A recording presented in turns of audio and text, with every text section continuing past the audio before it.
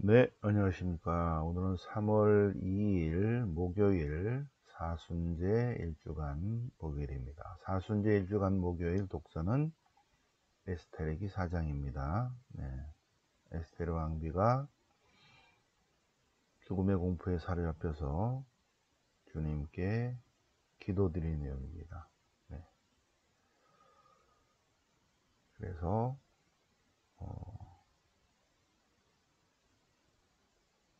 저희를 기억하여 주십시오. 당신밖에 도우실 분이 없습니다. 네, 에스테르 왕비가 유다인들과 함께 주님께 청원 기도를 드리고 있습니다. 시편은 시편 138편. 네. 제가 부르짖던 날 당신은 저를 제가 부르짖으니 당신께서 저를 구원해 주셨습니다. 감사드립니다. 하는 138편. 복음은 마태복음 7장, 마태복음 5, 6, 7장은 산상설교죠. 네. 산상설교 뒷부분에 청하라, 찾아라, 두드려라.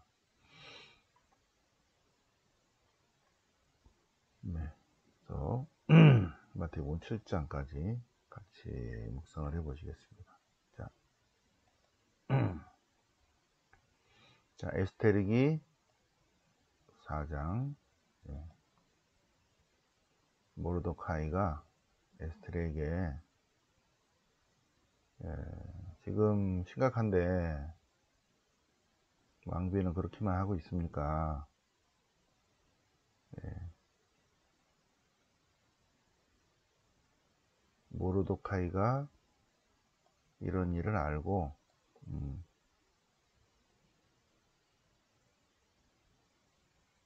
왕비에게 알렸어요. 그래서 왕비도 놀랐다. 그래서 모르도카이가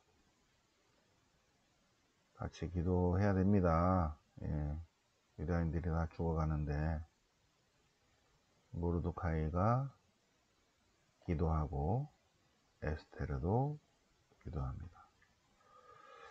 에스테르 왕비도 죽음의 공포에 사로잡혀서 주님께 도움을 청합니다.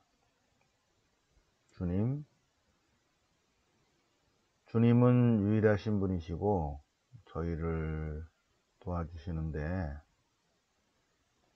주님 말고는 도와줄 사람이 없습니다. 네.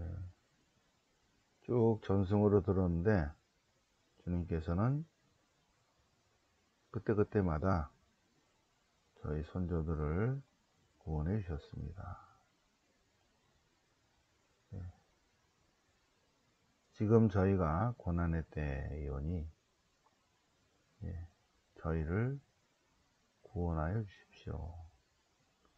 당신 손으로 저희를 구원하시고 저희는 진정 당신밖에 없습니다.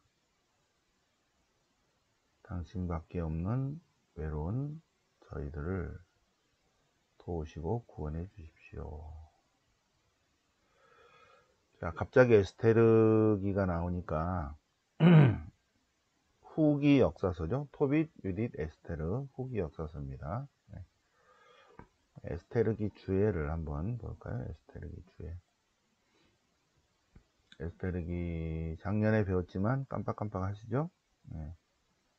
여러분은 너무 영혼이 맑으신 분이셔서 영혼도 맑으시고 얼굴도 맑으시고 그래서 작년에 배운 거는 거의 기억이 안 나시죠, 그죠? 자, 이 배경은 페르시아 시대입니다. 페르시아 시대에 페르시아 왕국에 포로로 잡혀간 유다인들 가운데 에스테르라는 아가씨가 있었는데 사촌 오빠이며 이제 모르도카이가 나중에 딸로 받아들입니다. 사촌 오빠이며 양부. 그런데 모르도카이의 도움으로 에스테르가 나중에 왕비가 된다.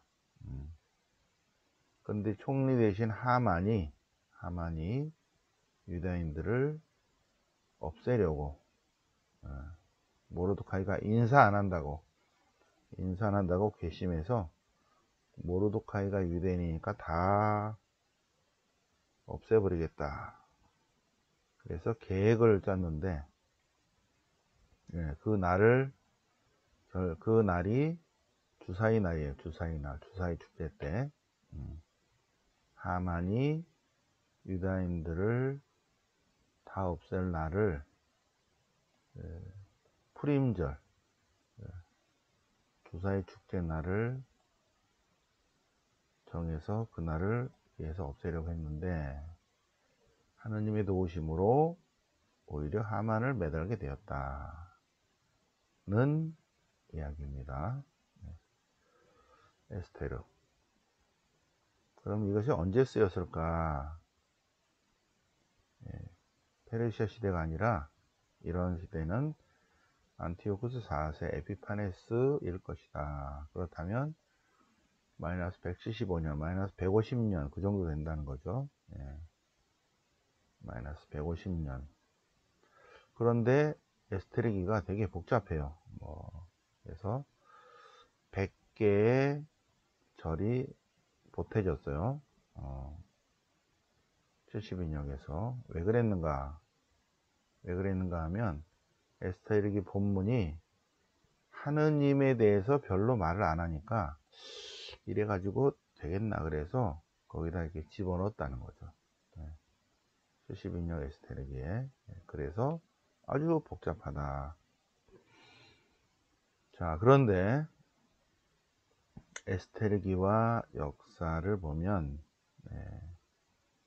에스테르기는 페르시아 시대의 이야기입니다. 페르시아 시대. 중요한 거는 페르시아 시대의 왕비는 항상 페르시아 사람이었다. 유다인이 페르시아 왕비가 된 적이 역사적으로 없었다. 그리고 그런 유다인들의 말살 정책과 반격하는 그런 역사도 없었다. 역사적으로 이런 적이 없었다. 그럼 뭔 일인가? 유다인들이 푸림절이 주사위 던지는 축제인데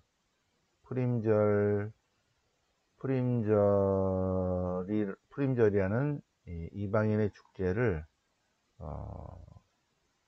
유다교에서 받아들이면서 이야기를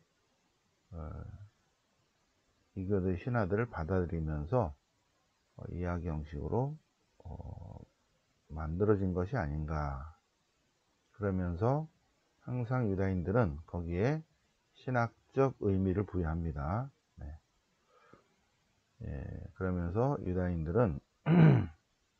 유다인들이 존재하는 이유는 그렇게 페르시아 시대 또 그리스 지배 시대 특히 이집트 시대와 시리아 시대를 거쳐가는데 시리아의 안티오쿠스 4세 에피파네스 그 시대에도 살아남은 이유는 당신 민족을 선택하신 하느님 때문이다 는 것을 말하고 싶었다는 겁니다. 에스테르기 핵심이. 그래서 후기 역사서요. 후기 역사서.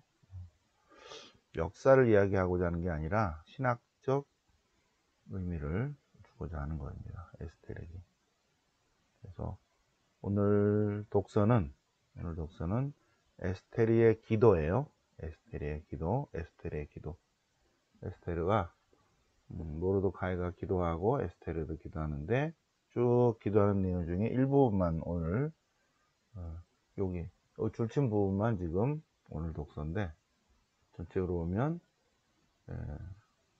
저는 날 때부터 가문에서 주님의 역사를 들었는데, 놀라우신 그런 것들을 들었는데, 위기 때마다 저희 조상님들을 구원해 주셨습니다.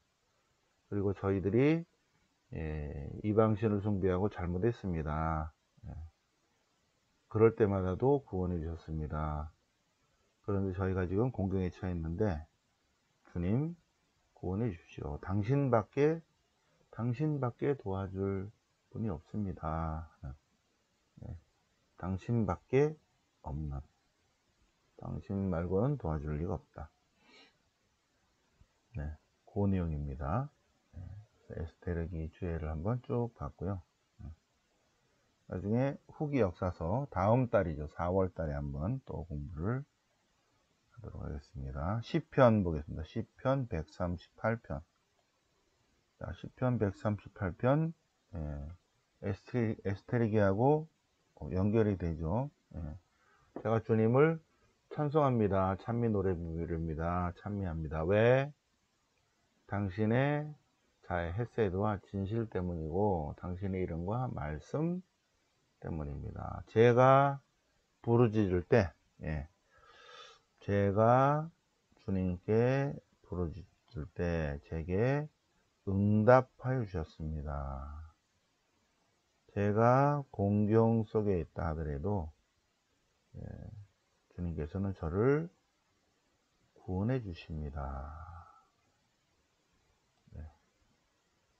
주님의 어지심과 진실하심에 대해서 감사, 찬미, 찬양, 찬송 드립니다 하는 내용입니다. 시편 138편.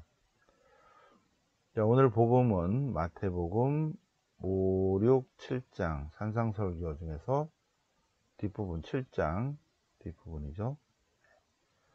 여기서 찾아라, 청하여라, 찾아라, 두드려라 부분입니다. 그리고 황금률이에요. 황금률. 자, 황금률은 따로 얘기할 거예요. 황금률은 예수님께서 27년부터 30년 까지 3년 동안 공생활 하셨는데, 플러스 27부터 30년 4월 7일까지 십자가 사건까지 3년 동안 공생활 중에 3년 내내 말씀하셨죠. 3년 내내 말씀하신 거를 딱 두 가지로 요약하라면, 하나는 사랑의 이중계명, 하나님을 사랑하고 하나님을 사랑하는 그 사랑으로 이웃을 사랑하시오. 신명기 6장, 레위기 19장 18절 두 개 합쳐가지고 하나님을 온 마인드로 사랑하고, 그 다음에 하나님을 사랑하는 그 사랑으로 이웃을 사랑하시오. 그것이 하나고, 또 하나가 바로 요겁니다. 황금률. 남이 해주기를 바라는 그대로 남에게 해주시오. 이 황금률은 성경에만 있는 것이 아니라 이슬람 법전에도 있고, 불교 법전에도 있고, 힌두교에도 있고, 이거는 기원전 5천년, 8천년 전부터 내려온 그러한 황금같이 귀한 율법입니다. 남이 해주기를 바라는 대로 그대로 남에게 해주시오. 사랑받기를 원하면 사랑하시오. 먼저 사랑하시오. 인정받기를 원하면 먼저 인정하시오. 칭찬받기를 원한다면 그대로 칭찬해 주시오.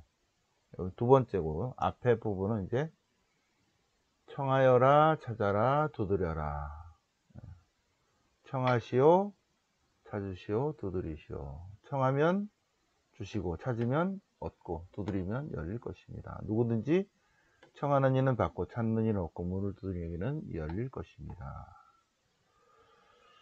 여러분 가운데 아들이 빵을 청하는데 누가 돌탱이를 주겠습니까? 생선을 청하는데 누가 뱀을 주겠습니까? 여러분들은 악하면서도 자기 자녀들이 청하면 좋은 것을 주는데, 하물며 선하신 하느님께서야 당신 자녀가 청하는데 얼마나 좋은 것을 많이 주시겠습니까? 하는 거예요.